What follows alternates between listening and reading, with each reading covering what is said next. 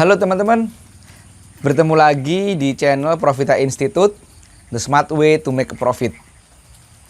Teman-teman, pada video kali ini kita tidak membahas tentang edukasi, tetapi saya akan cerita tentang bagaimana seseorang memutuskan untuk masuk ke pasar modal. Seperti kita tahu, banyak sekali orang yang masuk ke pasar modal karena tertarik dengan keuntungan atau karena tertarik dengan keamanannya. Oh, ini aman. Ada juga yang tertarik karena saham ini adalah program pemerintah, di mana pemerintah membuat kampanye yuk nabung saham. Tetapi pada video kali ini saya ingin cerita ada seseorang yang memilih saham bukan atas dasar itu, bukan atas dasar profit, bukan atas dasar keuntungan, bukan atas dasar keamanan.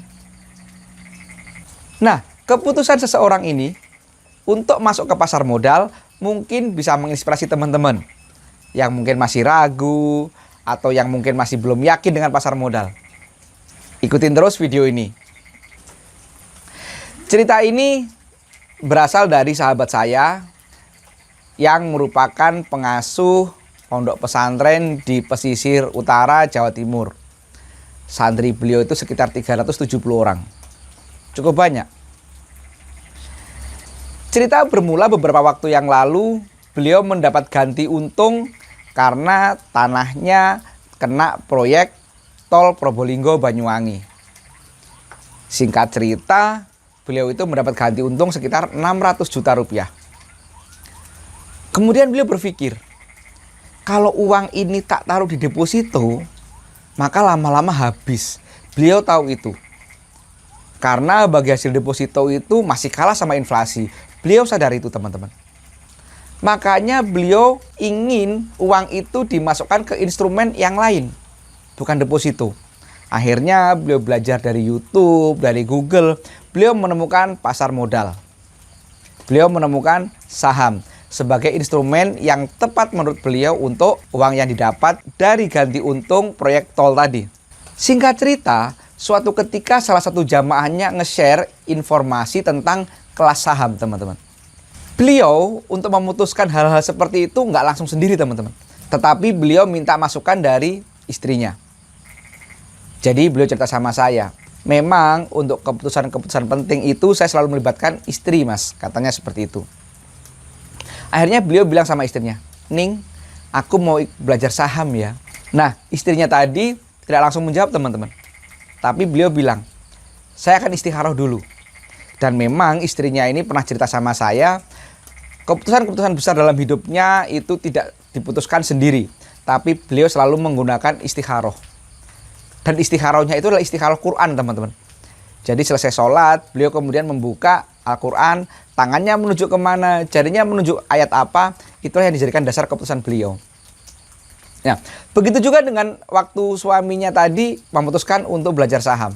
Si Ning tadi bilang, oke Abi, saya mau istikharah dulu.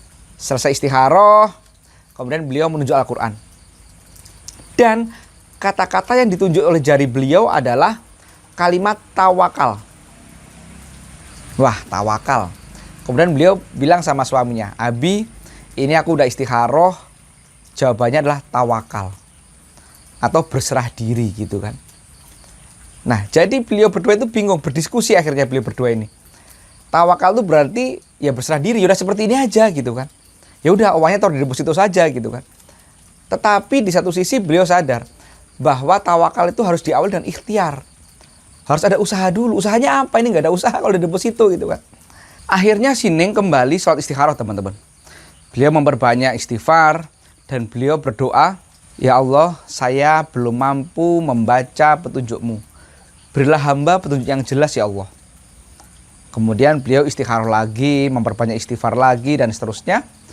Setelah istighfar, beliau menunjuk Al-Quran lagi, teman-teman. Nah, di situ ternyata jari beliau itu menunjuk surat ke-40, surat Al-Ghafir, ayat ke-7. Ada kalimat Robbana dan seterusnya, maaf saya tidak hafal, yang artinya, ya Tuhan kami, segala rahmat dan ilmu yang ada padamu meliputi segala sesuatu. Kemudian si Ning tadi lapor kepada suaminya. Abi, ini hasil istikharah Umi di surat Al-Ghafir ayat 7 yang artinya itu. Kemudian beliau berdua diskusi. Akhirnya beliau berdua menyimpulkan bahwa sudah jelas bahwa saham ini termasuk ilmu Allah. Akhirnya si Gus tadi mantap untuk masuk ke pasar modal, untuk terjun ke saham sekaligus mempelajari saham dengan lebih detail lagi.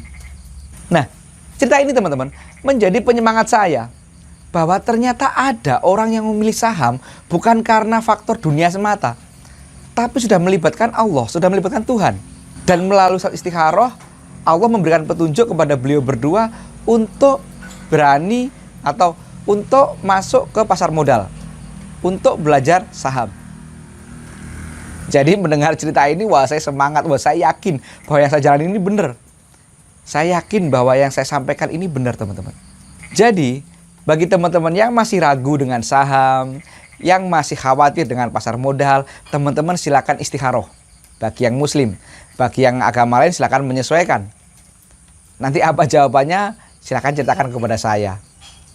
Teman-teman, demikian cerita kali ini.